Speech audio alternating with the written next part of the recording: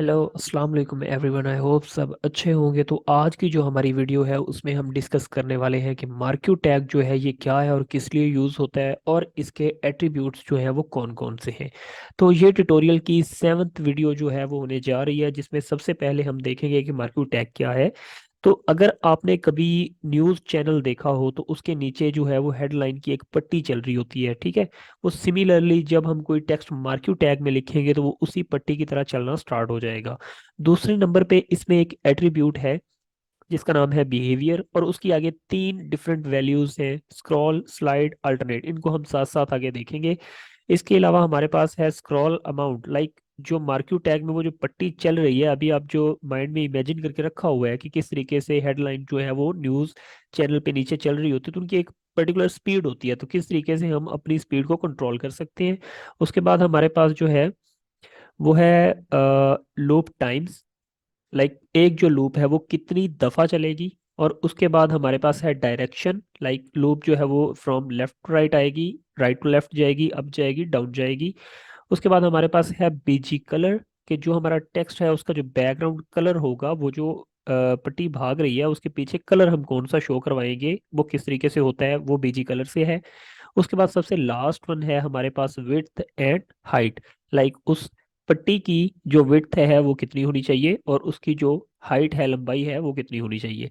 तो काफी कुछ है आज करने के लिए। तो बहुत ही ज्यादा इंटरेस्टिंग वीडियो होने वाली है, तो लेट्स गेट स्टार्टेड। तो अभी मैंने एक जो बेसिक स्ट्रक्चर है अपना वो क्रिएट करके रखा हुआ है। इसको हम साथ में ही अगर गो लाइव पे एक दफ़ा देख लें कि किस तरीके से ये हमारा अभी शो हो रहा है, तो सिंपली ये एक जस्ट हेडिंग है और ये मूव नहीं कर रही। ठीक है, इसका साइज़ जो है वो मुझे थोड़ा सा ज़्यादा लग रहा है, तो मैं इसको H3 में बंद कर लूँगा ताकि ये थोड़ा सा कम इसका जो साइज़ है वो दिखना स्टार्ट हो जाए। या हम पैराग्राफ भी यूज़ कर सकते थे, बट अभी ठीक है।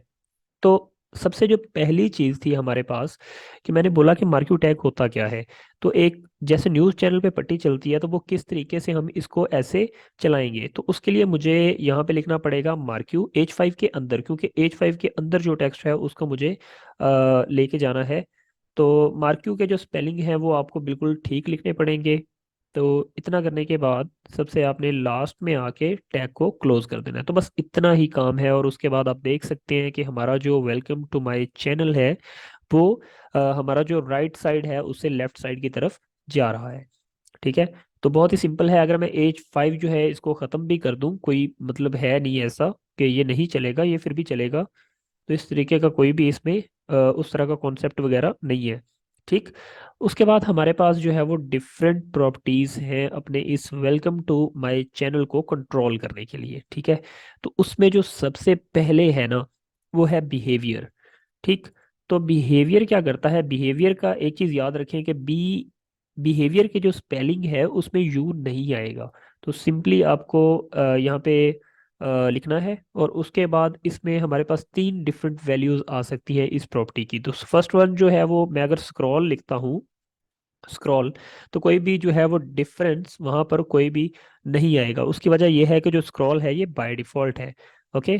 तो अगर मैं इसको डुप्लीकेट कर लेता हूँ एक दफ़ा, तो डुप्लीकेट करने के बाद हम एक सेकंड लाइन जो है वो देखेंगे कि डिफरेंट तरीके से ये किस तरीके से वर्क कर रहा है। तो उसमें मैं इसका जो दूसरी प्रॉपर्टी है, दूसरी सॉरी वैल्यू है, उसको मैं यूज़ करूंगा, तो वो है स्लाइड।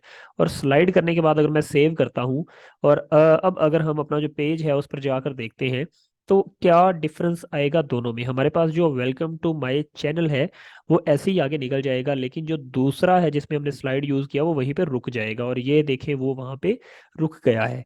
तो ये है जी स्लाइड का। ओके। तो हमारे पास एक तीसरी प्रॉपर्टी होती है जिसे हम बोलते हैं अल्टरनेट। तो अल्टरनेट को भी मैं यहाँ पे सेव कर लेता हूँ, और अब अगर मैं वहां पर आकर देखूँ तो क्या इनमें डिफरेंस है। एक तो आप देख सकते हैं कि ये थोड़ा सा पीछे को है, लेकिन अब ये गायब नहीं होगा और ना ही वहां पे एंड पे जाके रुकेगा। ये देखिए ये वापस आ रहा है, और सिमिलरली ये इस वाले एंड पे जो अभी हमारा राइट साइड पे आ रहा है, तो राइट साइड के एंड पे टकरा के फिर वापस चला जाएगा। तो ये हमारे पास ऑल्टरनेटिव जो है ये एक बिहेवियर है। तो इसके अलावा हम और क्या क्या कर सकते हैं इसके साथ, तो ये हमारे पास अभी तक बिहेवियर का जो था सारा हो चुका है। अभी मैं क्या करता हूँ कि हमारे पास इसके अंदर ही मैं एक इन चीज़ों को ख़त्म करके जो फर्स्ट वन है उसको रख लेता हूँ, ताकि हम जो दूसरी चीज़ें हैं उनको भी डिस्कस कर सकें। तो बिहेवियर इसका मैं स्क्रॉल ही रख रहा हूँ अभी।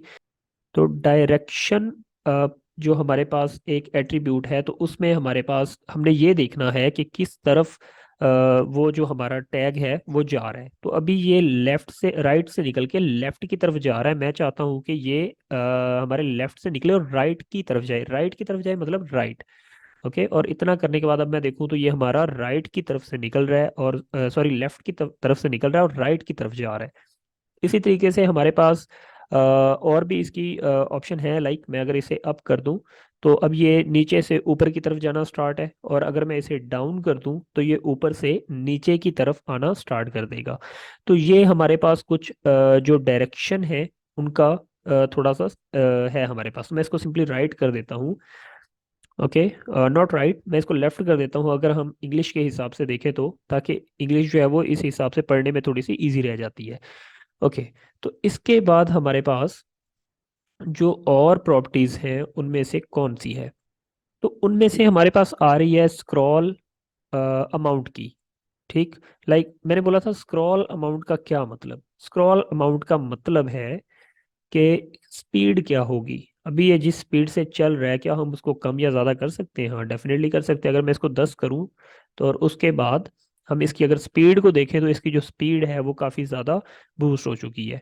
तो सिमिलरली अगर हमें थोड़ा सा ज़्यादा ही इसको करना है, तो मैं अगर एक दफ़ा इसको 20 करके देखता हूँ, तो फिर हमें देखने को पता चल जाएगा कि ये कितनी स्पीड से जा रहा है। तो ये हमारे पास एक स्क्रॉल अमाउंट जो है, ये भी एक प्रॉपर्टी होती है। तो सपोज दैट मैं इसको स्लो भी कर सकता हूँ। लाइक मैं अगर जितनी वैल्यू कम रखूंगा उतना ही ये स्लो चलेगा, जितनी वैल्यू ज़्यादा होगी उतना ही ये फास्ट चलेगा। तो ये हमारे पास होता है जी स्क्रॉल अमाउंट।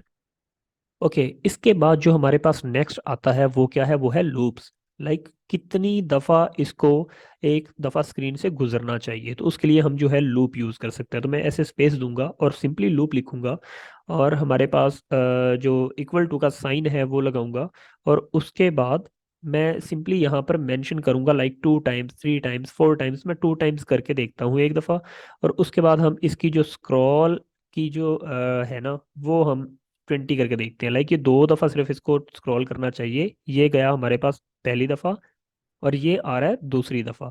तो अभी ये गायब हो जाएगा, उसके बाद ये शो नहीं होगा। तो आप देख सकते हैं ये अभी शो नहीं हो रहा। क्यों? क्योंकि हमने उस पर लूप एट्रीब्यूट लगा दिया है कि भैया आपने अब 2 दफ़ा ही होना है, उसके बाद आपको इजाज़त नहीं है।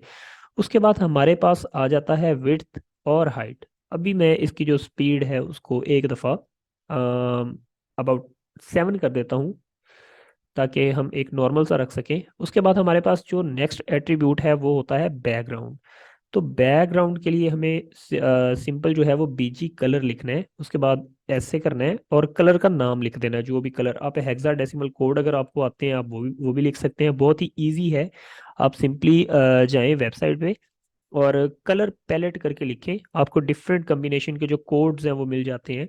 तो अभी मैं इसका जो है वो पिंक रख देता हूँ। पिंक करने के बाद मैंने इसको सेव किया, तो अभी हम देख सकते हैं कि इसका जो बैकग्राउंड है वो पिंक हो चुका है। तो अभी बैकग्राउंड चेंज करने का भी तरीका हमें पता चल गया। उसके बाद हमारे पास लास्ट में आता है विड्थ और हाइट को हम कैसे कंट्रोल करेंगे। लाइक मैं चाहता हूँ कि ये सिर्फ हाफ स्क्रीन तक हो, ना कि ये फुल स्क्रीन पर फैला हो। तो मैं सिंपली इसकी जो विड्थ है, अब हाफ जो होगा वो कितना होता है, 50%। तो मैं सिंपली इसको क्या कर दूंगा कि भैया 50% हो जाओ। 50% करने के बाद हम देख सकते हैं कि वो हाफ डिवाइड हो चुका है और 50% ही ले रहा है। उसके बाद मैं चाहता हूँ कि इसकी जो स्पेस नीचे से ये बड़ा हो जाए, मतलब इसकी हाइट ज़्यादा हो जाए। तो सिमिलरली मैं इसका जो हाइट है उसको टारगेट करूंगा और उसको बोलूंगा कि यार ना तू एट द मोमेंट 5% हो जा। तो 5% से आई थिंक इतना को ज़्यादा फर्क पड़ा नहीं है। तो मैं अगर 25 करके देखता हूँ तो अब हम क्लियरली डिफरेंस देख सकते हैं कि किस तरीके से उसने उसकी जो हाइट है उसको इंक्रीज कर दिया। समटाइम ये एनिमेशंस जब हम करेंगे आगे सीएसएस में, तो उसके साथ ये कोलैब करके बहुत अच्छे इफेक्ट्स बना सकता है। लेकिन हमारे पास जो HTML5 है उसमें डेप्रिकेट कर दिया गया है इस चीज़ को। तो एनीवेज अभी भी ये यूज़ हो रहे हैं, तो हम इस चीज़ को यूज़ करके बहुत अच्छे इफेक्ट्स अपनी वेबसाइट में ला सकते हैं। तो आई होप मार्क्यू टैग की बिल्कुल आपको समझ आ गई होगी, और उसमें जितने भी हमने एट्रीब्यूट यूज़ किए हैं उनकी भी सबसे अच्छे से समझ आ गई होगी। तो एक दफ़ा खुद प्रैक्टिस करके ज़रूर देखिएगा। तो मिलते हैं हमारी नेक्स्ट वीडियो में। अपना बहुत सारा ख्याल रखिएगा। Take care. अल्लाह हाफिज़।